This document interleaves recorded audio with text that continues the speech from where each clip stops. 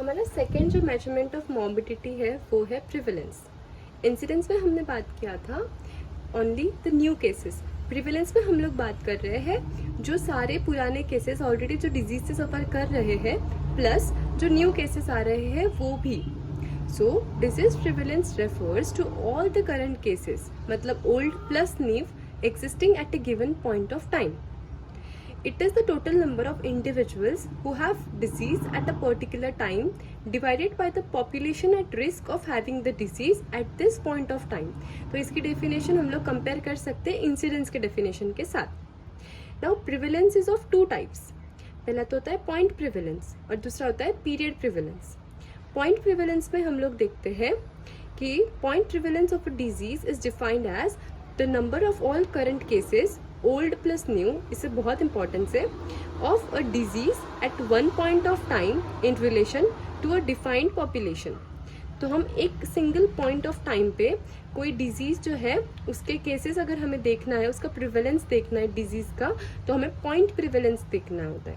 For example अगर मैं बात करती हूँ कि यूनाइटेड स्टेट्स ऑफ अमेरिका में 15 जुलाई को कितने सारे डायबिटीज मेलाइटस के केसेस थे, तो अगर ये मुझे देखना है तो 15 जुलाई जो डेट है वही डेट पे जितने लोग डायग्नोज हो रहे हैं डायबिटीज मेलाइटस के लिए, जो जितने सारे न्यू केसेस डायग्नोज हो रही है मैं वो कंसिडर करूँगी, और साथ ही जितने लोग ऑलरेडी डायबिटीज मेलाइटस से सफ़र कर रहे हैं यूनाइटेड स्टेट्स में उनको भी मैं कंसिडर करूँगी। तो ये सारे हुए मेरे टोटल केसेस, मतलब मेरा पॉइंट प्रिवेलेंस। इसका फॉर्मूला क्या होता है? So total number of current cases मतलब old plus new of a specified disease existing at a given point in time divided by the estimated population at the same point in time into 100। ये हुआ हमारा point prevalence. जब कभी हम लोग prevalence rate in general बात करते हैं तो वो टाइम पे हम लोग पॉइंट प्रिवेलेंस की बात करते हैं। So when the term prevalence rate is used it refers two point prevalence. Point prevalence can be made specific for age, sex, and other relevant factors or attributes. Now, period prevalence. So, period prevalence is it measures the frequency of all the current cases, मतलब old plus new, during a defined period of time. तो वहाँ पे point of time ये word को importance था और यहाँ पे period of time को importance है, which is expressed in relation to a defined population. तो हमेशा हमारा एक पॉपुलेशन फिक्स करना होता है, हमें एक टाइम पीरियड को डिफाइन करना होता है और फिर हम लोग उस पर मेजर करते हैं। So it includes the cases arising before but extending into और through to the year as well as those cases arising during the year. तो हमें एक चीज़ याद रखना है, जब भी हम लोग प्रिवेलेंस की बात करते हैं तो हम लोग जो ओल्ड केसेस है, जो लोग ऑलरेडी सफ़र कर रहे हैं, उन लोगों को हम लोग कभी नहीं छोड़ते, हमें हमेशा उनको कंसिडर करना होता है और उनके साथ साथ हम लोग न्यू केसेस को भी कंसिडर करते हैं। हालांकि जब हम लोग इंसिडेंट्स की बात करते हैं तो वहाँ पर हम लोग सिर्फ न्यू केसेस को कंसिडर करते हैं। इसका हम लोग ये डायग्राम से अच्छे से समझते हैं आगे।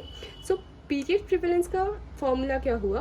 तो total number of current cases मतलब old plus new of a specified disease during a given period of time interval divided by the estimated mid interval population at risk into 100। अभी हम लोगों ने ये डायग्राम, हमें ये फिगर समझना है। जनवरी 1 का ये जो है ये पॉइंट है, ये जो लाइन है ये जनवरी 1 है और ये दिसंबर 31, मतलब ये एक पूरा साल है। और इसके बीच में हमें देखना है जो केस फर्स्ट है दैट इज ओरिजिनेटिंग, या फिर वो जो केस है वो जनवरी 1 के पहले ही डायग्नोज हो चुकी है। हम लोग एग्जाम्पल लेते हैं कि ये जो है ये डायबिटीज मेलाइटस के सारे केसेस है। सो केस 1 जैन 1 के पहले ही डिटेक्ट हो चुकी थी, केस 2 ये भी जैन 1 के पहले डिटेक्ट हो चुकी है, सिमिलर विद द केस 7। अभी जैन 1 और दिसंबर 31 ये पूरे साल में कौन से नए केसेस आ रहे हैं? तो that is case 3, case 4, case 5, case 8।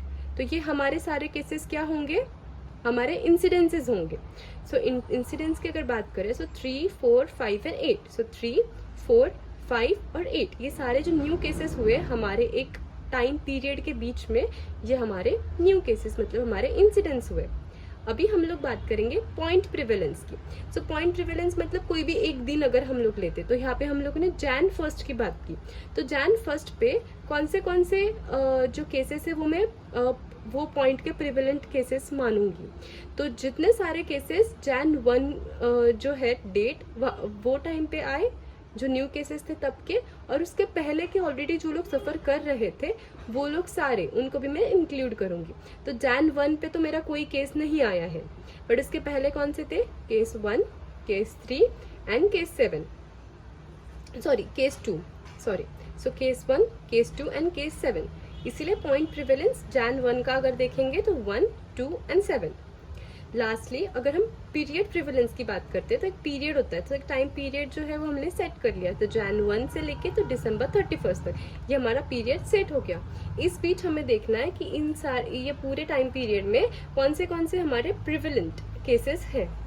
तो प्रिवेलेंस का definition again old plus new. तो ओल्ड प्लस न्यू अगर हम बात कर रहे हैं तो यहाँ पे हमारे ओल्ड प्लस न्यू केसेस में सबसे पहले ओल्ड केसेस कौन से हैं? केस 1, केस 2, केस 7, ये हो गए। उसके बाद Jan 1 और दिसंबर के बीच में जो नए केसेस आए वो भी हम लोग कैलकुलेट करेंगे। So case 3, case 4, case 5 and case 8। यानी कि जो हमारा केस 6 है उसको छोड़ करके जितने सारे हमारे केसेस है ये हमारे पीरियड प्रिवेलेंस में आएंगे। I hope you have understand the topic. Relationship between prevalence and incidence. Prevalence depends upon two factors. First is the incidence and second is the duration of illness.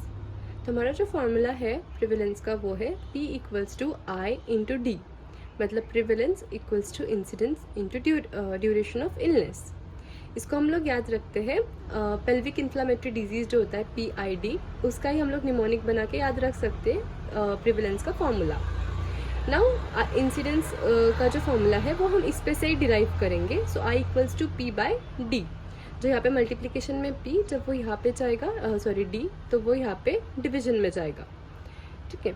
So the longer the duration of disease the greater it's prevalence, मतलब जितना ज़्यादा prevalence है, जितना ज़्यादा disease का duration है उतना ही ज़्यादा हमारा प्रिवेलेंस होता है। फॉर एग्जाम्पल ट्यूबरकुलोसिस, तो क्रॉनिक डिजीजेज जितनी सारी आएगी उनका सबका प्रिवेलेंस ज़्यादा होगा क्योंकि उनका ड्यूरेशन ज़्यादा है। So chronic disease like TB has higher greater prevalence and it has low incidence. Acute diseases में again our prevalence is low but the incidence is high. Acute disease में हम लोग एग्जाम्पल लेते हैं कि जो अपर रेस्पिरेटरी ट्रैक इन्फेक्शंस जो जितने फ्रिक्वेंटली हमें विंटर्स और रेनी में देखने मिलते हैं, हर दूसरे दिन बहुत सारे केसेस हमारे क्लिनिक में आते हैं। तो वो जितने सारे न्यू केसेस होते हैं वो हमारे इंसिडेंट्स होते हैं। लेकिन जो प्रिवेलेंट केसेस होते हैं, मतलब कॉमन कोल्ड है, तो वो एक वीक में तो पर्सन हेल्दी हो जाता है, मतलब ही रिगेन्स द हेल्थ। तो इसीलिए फिर जो प्रिवेलेंट केसेस है वो कम होते जाएंगे, लेकिन न्यू केसेस बहुत सारे होते हैं, राइट। ये डायग्राम से हम लोग समझते हैं जो इंसिडेंसेस होते हैं हमारे वो न्यू केसेस होते हैं और वो ऐड होते रहते हैं हमारे प्रिवेलेंस में। प्रिवेलेंस क्या है? हमारे जो ऑलरेडी ओल्ड केसेस है और ऊपर से जो यहाँ से ये टैप वाटर में आ रहे हैं वो न्यू केसेस के droplets, again so new plus old. Prevalence में जो लोग डिजीज़ के वजह से जिनकी डेथ हो जाती है वो उसमें से निकल जाएंगे वो काउंट में से, और बाकी के जो लोग रिकवर हो जाते हैं। Now uses of prevalence. So it estimates the magnitude of health or disease problems in community. It identifies potential high risk populations and it is useful for administrative and planning processes. Example, hospital beds, manpower needs, etc.